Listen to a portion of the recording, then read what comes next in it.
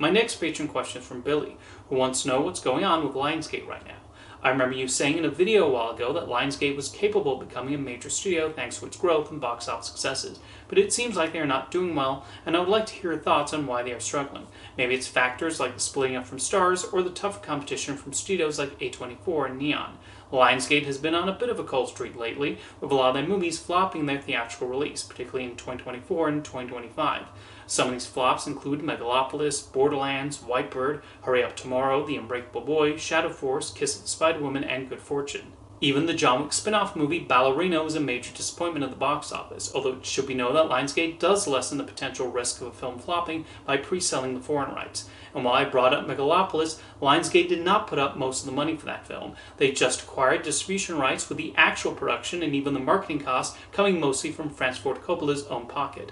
Why have so many of their recent releases flopped? A large reason is the movies they're putting out just don't seem to be attracting audience interest at a time when it seems like you need something extra to entice people, especially if it's not based on something they're familiar with, although even that is not a guarantee. Borderlands is based on a popular video game, but since even fans of the game largely hated it, that tanked its chances with anyone else. And despite the John Wick movies being very popular and Keanu Reeves featured prominently in the marketing, Ballerina was mostly greeted with a shrug. It does not help when you have films like Whitebird and The Unbreakable Boy, which bounced around the schedule with the trailer playing in theaters for years, likely making people think they're already opened a while ago. As I mentioned in my History of Lionsgate video, what's interesting is they had an impressive ability for a while of generating new hit franchises from unexpected places, like Saw, the Medea movies, Now You See Me, John Wick, and Knives Out. With the exception of Medea, who originated in stage productions, these were all original concepts. Although they then lost Knives Out when Rian Johnson signed a 2-movie deal with Netflix, but maybe Lionsgate can get Detective Blanc back now that the deal has been fulfilled. Admittedly, there are some corporate decisions that I don't know if they are the right one or not. For example, it was recently announced that Lionsgate acquired the rights from Millennium Media to make new movies, television series, and other productions based on The Expendables. And yes, that was a lucrative franchise for a while, but the last movie was a big flop, which made considerably less than the last movie, so interest has waned. They're also working with Millennium on a John Rambo prequel, which has Noah Centineo set to play the lead role. Much like The Expendables, the most recent film is a box office disappointment, and if Disney and Lucasfilm are not able to generate the usual Star Wars grosses for Han Solo prequel without Harrison Ford, I'm not sure how many takers there'll be for Rambo not played by Sylvester Stallone.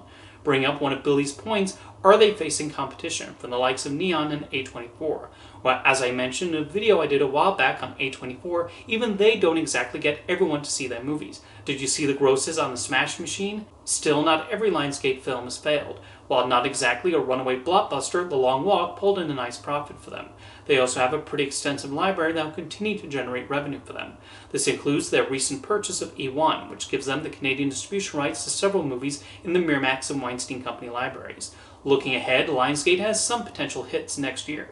One of them could be the Michael Jackson biopic Michael, whose recent trailer got a lot of attention. Despite the controversy surrounding him, he remains one of the most popular music stars in the world, although Universal is handling the film in most international territories. The movie apparently is only going up to the 80s, so will likely avoid the more headline-making parts of Jackson's life. Nonetheless, I think it will be a big hit. There's also the new Hunger Games movie Sunrise of the Reaping, which has already gotten attention for its casting. The last film did pretty well, and I expect this one will do even better. And in 2027, Lionsgate is releasing Mel Gibson's 2-part film centered on the resurrection of Christ. The Passion of the Christ was a blockbuster, and I assume a lot of the same religious crowd will show up for these as well.